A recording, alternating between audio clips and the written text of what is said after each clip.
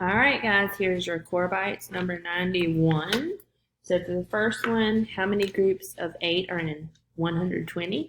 So what you've got to think about is 8 times what gives you 120. Or what you could do is you could divide 120 by 8, and then whatever your answer is, your quotient, that would be your answer here. But we know the answer is 15. And you can do this trial and error. You can do different numbers, but if you just say, okay, 8 times 15, 8 times 5 would give you 40. 8 times 1 is 8 plus 4 would be 12, so 120. So you can either divide it to find your answer, or you could do 8 times different numbers until you get to 120.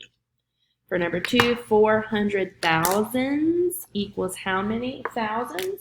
So if it's 400 of them, so you would have 400 thousands. For the next one, what decimal is shown here? So it's saying which one is greater than the one that's shown here, and so this is out of 100, right? So 1, 2, 3, 4, 5, 6, 7.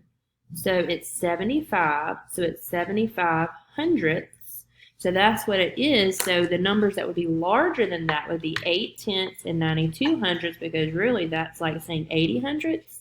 So if the number is already 75 hundredths, these two are the ones that are larger than those shaded blocks.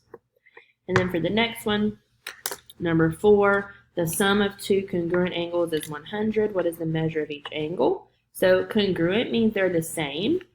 So if you have 100, split that in half, you have each one being 50 degrees because they're the same, and 50 plus 50 would give you 100. For the last one, what kind of figure do we have here? So here you see the point, the dot, and you also see the arrow. So think of it like the sun, a ray of sunlight, because here's the sun, it's shooting off the sun's rays. So the answer would be a ray. Okay? So guys, make sure you check yours.